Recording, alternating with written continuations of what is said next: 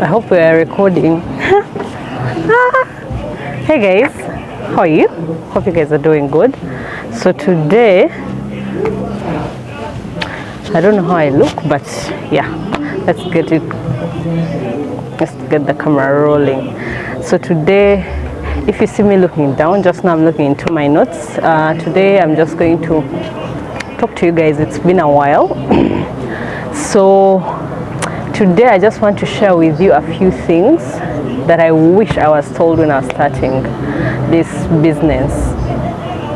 The sewing business, sewing specifically, not the ready to wear or anything, but the sewing business. So this is for every beginner, and yeah, stay tuned and don't repeat the mistakes I made or the things I wasn't told.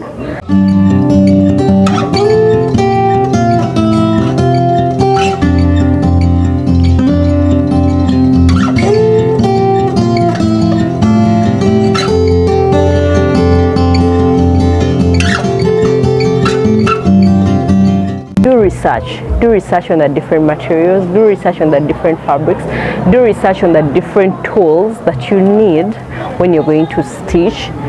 Do your research, guys. You need to do research and then test out the different patterns, test out the different fittings of a client.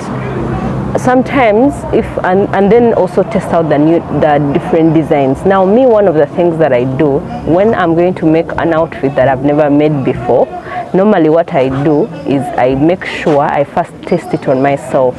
Like I will make a garment that is mine. I'll make a garment that is mine and then see how that is going to be. You get? So do that, test it out on yourself. If you've never made a garment before, make sure you do it for yourself and then you see how it fits. Yes, get it. Someone just came and stood at the shop and just kept looking. Was not saying anything, was not doing anything, just kept staring at me. So sorry about that. I'm back. I was telling you, test out the new outfits, test out those new designs that you haven't stitched. The first time I was going to make a corset for a person, I decided to do it for myself, and I got to know, because I was adding bra cups and all, I got to know, okay, with this bra cup I made it came up to here, half of the bust was out. What should I do different? Instead of wasting the customer's outfit, make sure you can waste yours. That is allowed. Make a loss on your outfit, make a loss on your garment, but do not make a loss on a customer's outfit. You get, guys? So test it out. Get scrap fabric. You don't even need to do a whole garment. No. If it is the upper part that you're not sure of, do one side, just the front side, the left side. Put in that bra cup, put in the boning, do those different things. Try out the princess dart on yourself using your own measurements to see how it actually turns out, and then it will give you all the mistakes you'll do on yours. It means on the customer's garment you're not going to repeat them. It's going to be different. You're going to rewrite those wrongs. You get, guys? So don't fear to test it out. That's why you should not throw away those scrap fabrics or those remaining fabrics or those cut-offs that you have. No, do not throw them away. I have plenty of them. Sometimes I even sell them, but have them around. Either they're going to help you make new products like scrunchies, headband scrunchies, hair scrunchies. They're going to help you do patchwork on different outfits like t-shirts and all, or they can actually help you to be your testing products. You get? So you can, don't throw them away because you're going to need them. Then another thing is take your time, guys.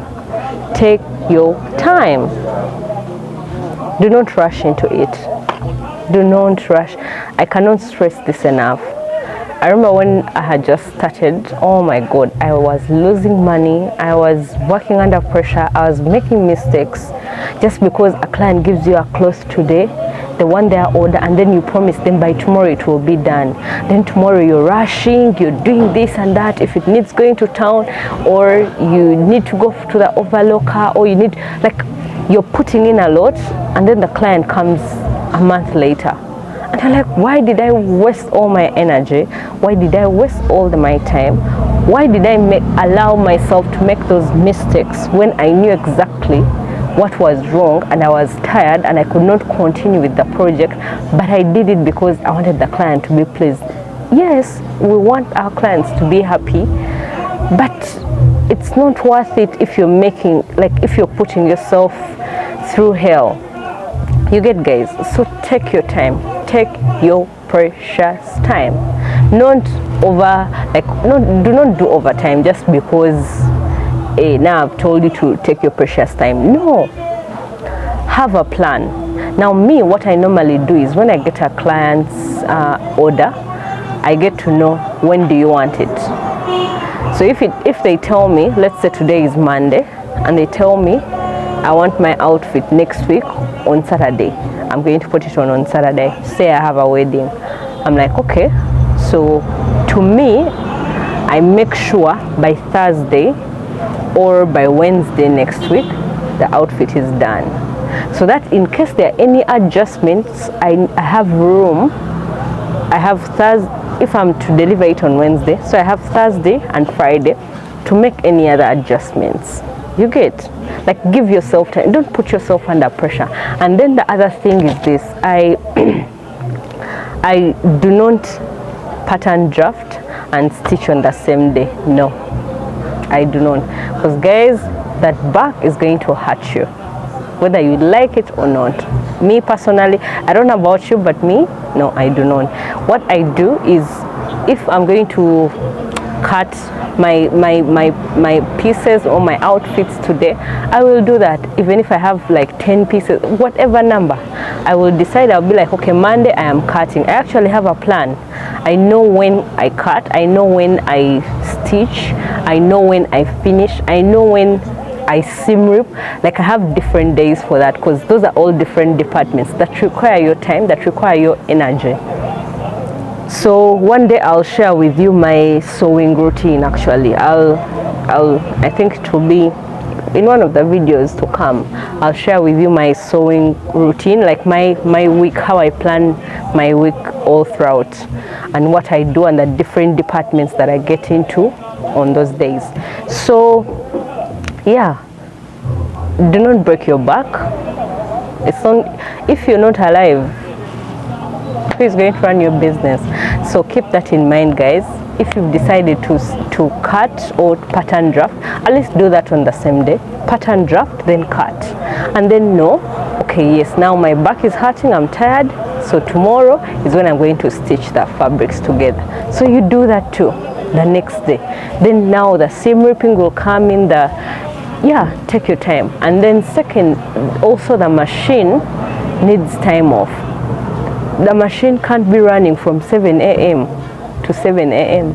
No, it is going to stress you out. And my dear, if these machines decide to stress us, they will do. Because there are times I've had where the machine has just, like, I don't really know what's happening, but it's not doing what it's supposed to be doing.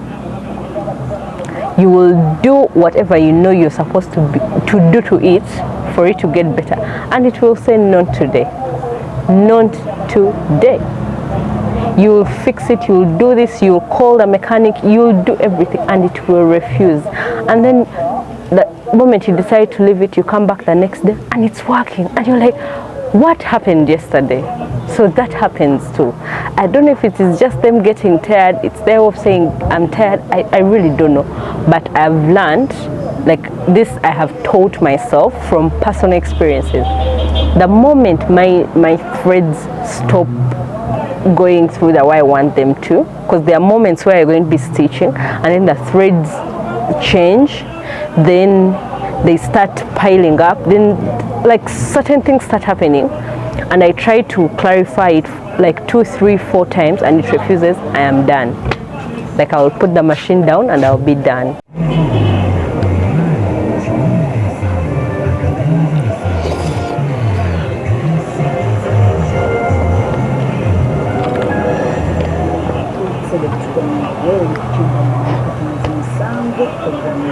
So yeah, lunch break, guys.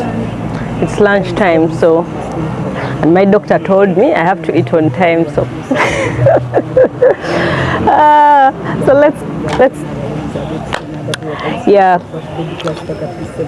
What's my next point? Guys, you need to take a break.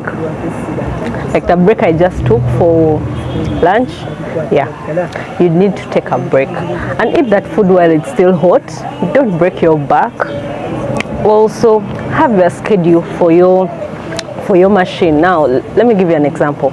Me, when it's sewing day, I give myself 8 hours, like it's an 8-hour job.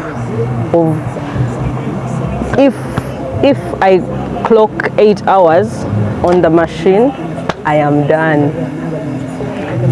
No matter what, no matter the weather, no matter the condition, 8 hours is maximum for me. That's the maximum, not the minimum. No guys, no, that's the maximum. That's on the times when I have like bulk orders, where I have like school uniforms to make, where I have like a bridal wear to make.